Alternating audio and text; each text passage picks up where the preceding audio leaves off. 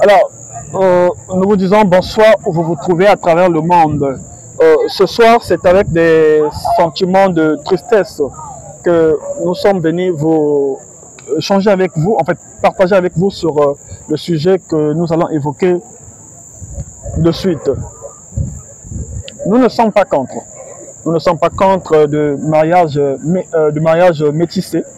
Nous ne sommes pas contre de voir un Ivoirien se marier à une Congolaise. Nous ne sommes pas contre de voir un Congolais se marier à une Gabonaise. Nous ne sommes pas contre de voir un Malien se marier à une Centrafricaine.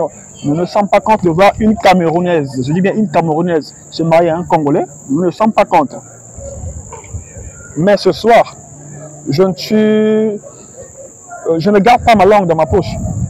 Je ne suis pas venu mâcher les mots. Je ne suis pas venu caresser les gens. Mais je suis venu dire les choses telles qu'elles se présentent. Je m'adresse aux Congolaises de Kinshasa, mais également de Brazzaville. Partout où vous soyez dans le monde, arrêtez de vous mettre en couple. Arrêtez de vous marier aux Camerounais. Arrêtez. Pourquoi? Je prends 3 cas pour éclairer mes propos. Moins de 2 mois, ça ne fait pas plus de 2 mois, au Congo-Brazzaville, vivait un couple congolo-camerounais. C'est-à-dire la femme était congolaise de Kinshasa et le mari est camerounais. Le mari camerounais, à un moment donné, a commencé à accuser sa femme congolaise de la RDC de l'avoir trompé. Et pour se venger, il se méditait. Il prend tout son temps, il fait bouillir l'eau. Il fait bouillir l'eau et ensuite prend cette eau bouillie, une grande quantité bien sûr, renverse sur le corps de sa femme congolaise. Rapidement, elle a été admise à l'hôpital. Mais je vous assure qu'elle était bandée, la femme était bandée de la tête aux pieds. La situation était tellement grave et elle était brûlée. Elle était tellement brûlée que elle n'a pas pu. Donc elle a rendu l'âme. Elle a rendu l'âme. Actuellement là, le monsieur il a été arrêté. Il va attendre son jugement. Parce que le Congo-Brazzaville, ce n'est pas le Cameroun où on vit comme si on vivait dans la jungle. On n'est pas civilisé. Voilà, on peut tuer des gens comme on a l'habitude de le faire. Voilà. Mais, deuxième cas, je crois que vous êtes au courant de ça parce qu'on en a parlé sur les réseaux sociaux. Un couple composé d'un Camerounais et une Congolaise de Kinshasa toujours, évoluant en Belgique si je ne me trompe pas. Le mari camerounais a décidé de ramener avec lui sa femme congolaise de la RDC au Cameroun, puisqu'ils avaient fait un enfant pour aller voir sa famille, rendre visite à sa famille et présenter l'enfant et la femme. Donc la femme congolaise est partie avec son mari camerounais au Cameroun pour rendre visite à la belle famille, comme les de coutume chez nous les Africains. Mais il s'est passé quelque chose de louche, où le mari, enfin je ne maîtrise pas la chose, mais le mari a fait de sorte que la femme congolaise reste au Cameroun et que lui, il reparte en Europe. Je crois que quelque chose s'est passé comme ça. Quelque chose comme ça. Ça fait 2. Troisième cas, ça s'est passé au Gabon. Et ça s'est passé au Gabon. Un couple composé d'un Camerounais et une Congolaise de Kinshasa. La femme congolaise est arrivée au Gabon avec son mari congolais, qui a plus de 10 ans. Mais le mari est décédé, il y a, je crois, 10 ans de cela. Et avec son mari congolais décédé, la dame congolaise a fait 2 enfants, 2 filles. Je crois que la première a 13 ans aujourd'hui et la seconde a, je crois, peut-être 10 ans. D'après les informations que j'ai eues.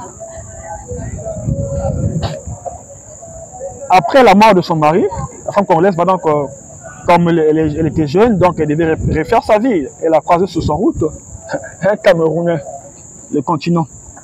Elle a croisé sur son chemin un Camerounais. Et ils ont décidé d'évoluer ensemble. Avec ce Camerounais, elle va faire 3 enfants, 2 filles et un garçon, si j'ai bonne mémoire. Mais je vous assure que le Camerounais, dans sa brutalité, dans son animosité, je me demande même parfois, est-ce qu'il y a un problème d'éducation, hein? Pas surtout pour tous les Camerounais, mais certains, il y a un problème d'éducation. Le mari, non seulement qu'il est robuste, parce que vous savez que les Camerounais, avec leur alimentation, ils mangent des ignares, donc la majorité sont costauds. Le Camerounais bat la femme tout le temps, mais il ne le bat pas seulement avec les mains, mais souvent, c'est tout ce qu'il trouve autour de lui. Donc, c'est... en fait, parce que c'est le pilon, donc tout ce qu'il trouve autour de lui, les instruments qu'il trouve autour de lui, il l'utilise pour frapper la femme. Il bat cette femme congolaise tout comme pas possible. Mais ça ne suffisait pas là. C'est comme si tout ça ne suffisait pas. Le mari va faire un tour au Cameroun pour aller prendre son neveu. Il ramasse son neveu. Vous savez qu'au Cameroun, la vie est dure. La vie est dure. Quelque chose, un travail que vous pouvez faire au Cameroun, qu'à la fin de ce travail, on vous paye 5 000 au Congo-Brazzaville par exemple, on vous payera 10 000. Donc comprenez que la vie au Cameroun est difficile. C'est pour ça aussi que les Camerounais sont partout dehors là en train de chercher la vie. Ce qui n'est pas mauvais, mais nous déplorons le comportement. On va dénoncer, donc nous sommes là pour dénoncer les mauvaises choses. Qu'est-ce qui se passe? Le monsieur ramène du Cameroun son neveu.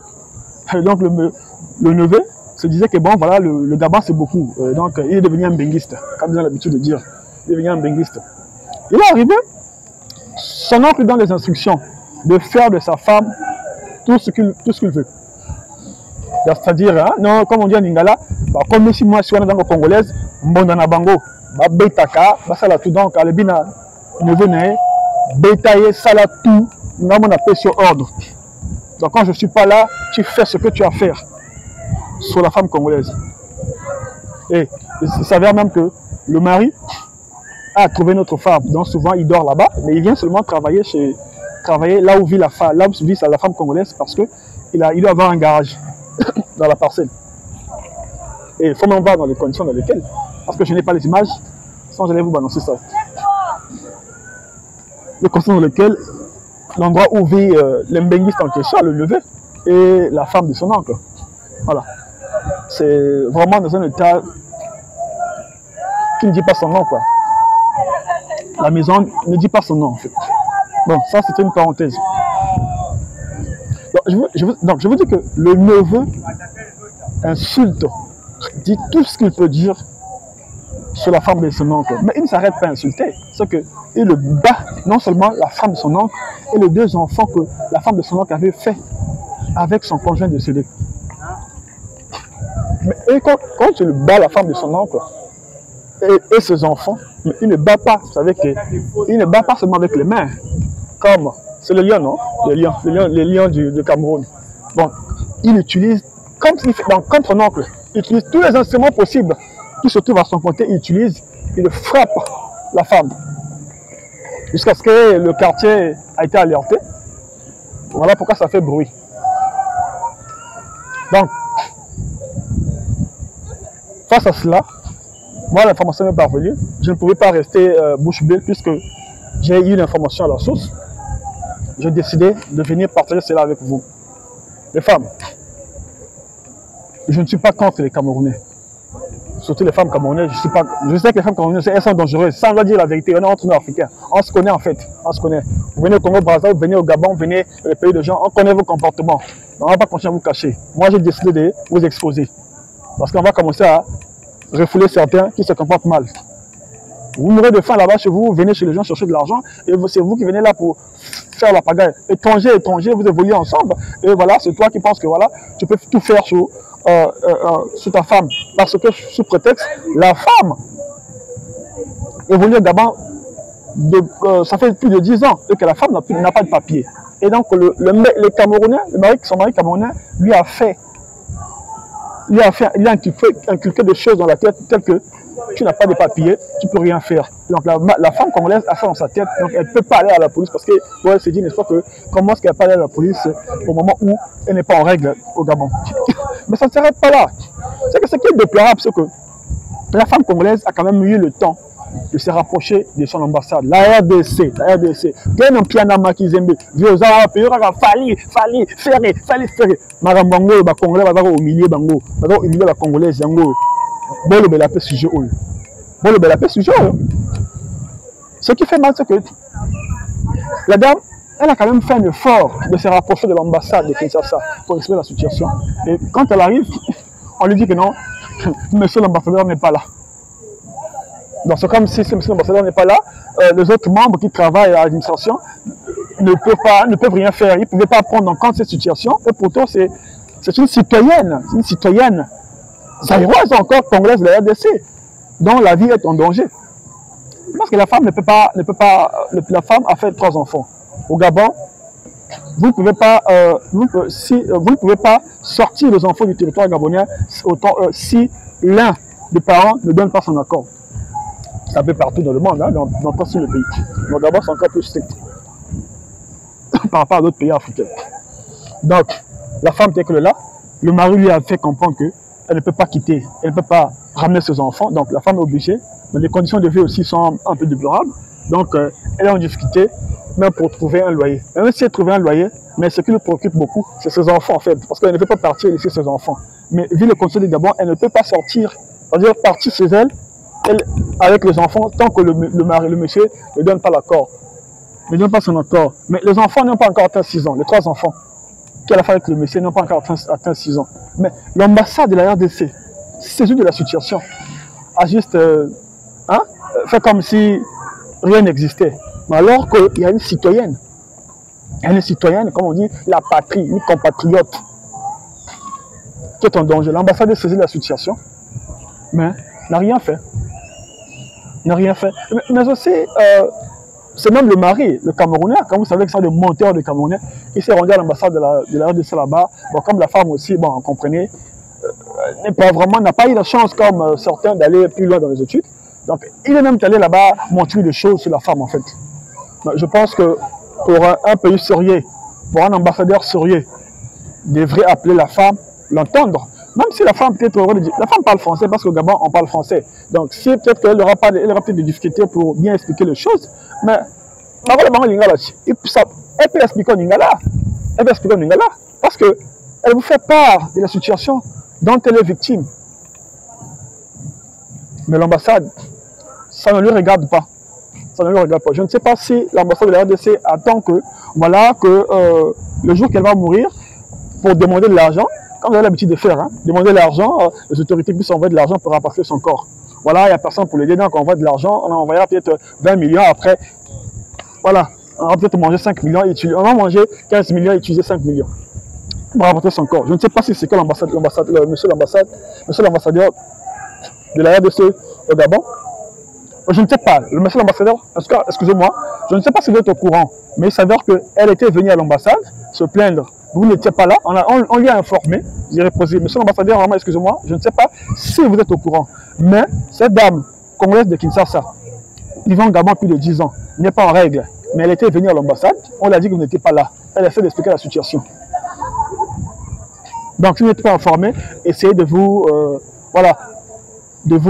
chercher par tous les moyens,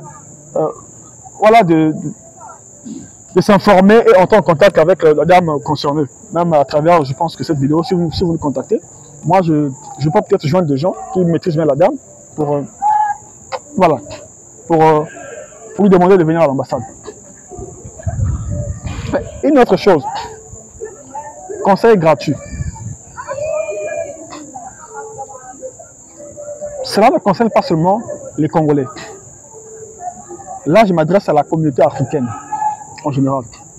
Quand vous sortez de votre pays, même si vous quittez votre pays à un autre pays africain, quand vous arrivez, si c'est pour rester, rapprochez-vous de votre communauté.